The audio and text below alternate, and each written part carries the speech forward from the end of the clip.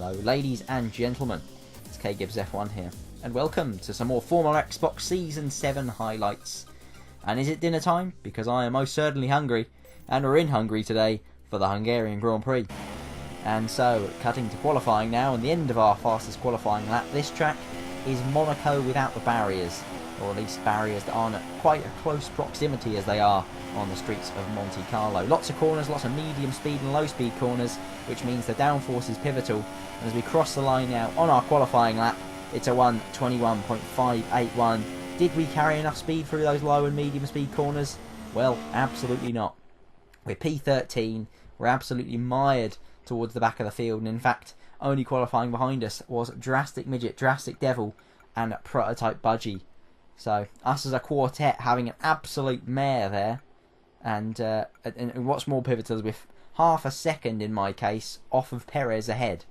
So we've really had a shocker there and have a lot of work to do in this race. Now, tyre strategy around Hungary is always an interesting one because deg is quite high. We're going to try and go for a medium stint at the start, followed by a soft stint, and then finishing fast with a set of super soft tyres. Can we execute a perfect strategy? We're about to find out if we have 5 red lights. Lights out and away we go. Terrible start from us. Casey Legends had an absolute worldie of a start, but I fear that might be a jump start for him as there's 2 cars making contact behind. It's Drastic Devil and it's Drastic Midget, and it's Drastic Devil out of this race before even turn 1, before he even makes it across the start line, in fact. And that is a safety car deployed here on that one as well. So drama of the highest order with the 2 Drastics hitting each other off of the line and prompting an early safety car here. With the shuffle of some early pit stops, we find ourselves in P12 ahead of the restart, 4 laps into this race, and we've given Casey a bit of a wide berth in that manner, because we know on restarts so far this season there's been a lot of bunching and a lot of front wings damaged.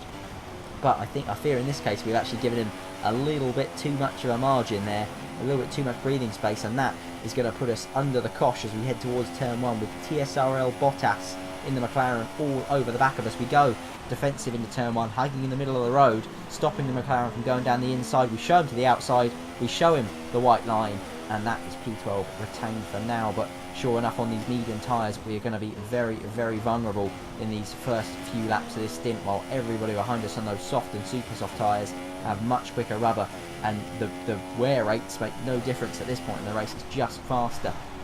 So coming on to the end of lap 5 now, it's all about getting a good exit off this last corner, and we do that, but Perez is still close to our tail. We're still probably going to have to go defensive into turn 1 as the Toro Rosso closing. We go to the inside, defending that line once again. It worked well for us last time, and it's worked well this time. That's P12 retained once again, and Perez held off for another lap at least.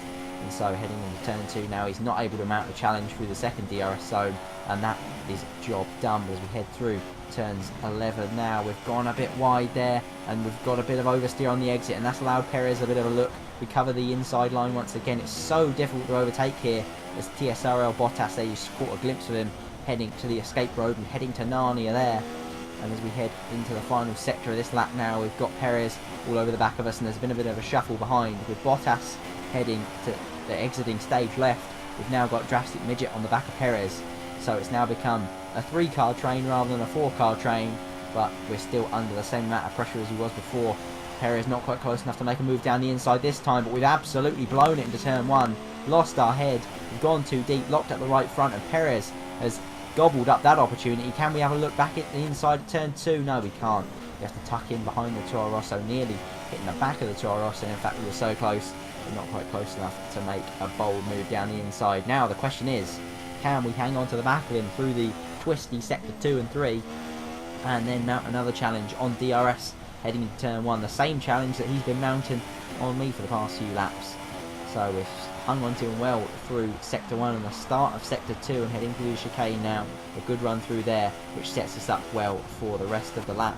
And as we cut now to the final corner of that lap, he's got a bit of a poor exit off of the last corner, and we've got DRS as well, so we're in the slipstream. We've got a lot of wiggle in the car, a lot of downforce, and that seems to be hurting us here because we're not closing in on him with DRS. And meanwhile, Drastic Midget fancies a go at us down the outside. We've broken far too early into turn 1. That's given Drastic Midget the impetus he needs there to go for the move, and he's got the inside line to turn 2 as well. We're side by side, cigarette paper distance between us as I'm hanging out around the outside of 2. And we're going to have the inside now, heading towards turn 3. Drastic Midget swoops across the front of me though, tags the front of my car, and that is all she wrote as far as that battle goes. We were side by side for 3 corners, and in the end it was 1 corner too many, and that is tasting the barrier for us, tasting P14, and disaster there as our medium stint is going to be curtailed by an early stop for a new front wing.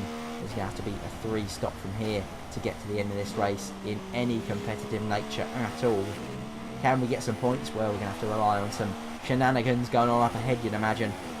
So as we head towards the pit lane now on lap 8, 8 laps before we actually wanted the box, and it's going to be a case of our mechanics having to go to work and fit a new front wing. It's not like they haven't got a lot of practice that fit a new front wings this season. I've had more front wings this season than hot meals. And as the boys go to work and put on a set of the soft compound tyres and a new front end of the car, it's going to be a long stop. It's going to be a 10.2 second pit stop, but it's all fairly irrelevant now. As you can see on the map, the rest of the field are an absolute country mile ahead of us at the moment, as we're down in dead last with about 20-25 seconds to make up on Galvanic Gamer, worthy of course in P14 at the moment. And the question is, can we claw in the deficit and get ourselves back into the fight? We're probably going to need a safety car as we head out of the last corner now on lap 9. We've got on the AstroTurf, we've got a bit tail happy out of there, we've hit the wall, and that is game, set, match, and us out of another race. Terminal damage, just like the terminal damage we suffered in both Spain and in Monaco, and that is game over for us in this one. So a disastrous day gets even worse. The contact with Drastic Midget ended our hopes of a point scoring finish, and I ended up sticking it in the wall and really heading home early with that one. So it was Azzo who converted pole into victory, Sinan in second place and Nor in third. The 2 Red Bulls having a cracking battle as well mid-race, which was entertaining to watch, to be fair. I'm down in P15. The only other 3 cars to DNF, Drastic Devil of course included in that, the only 3 drivers behind me.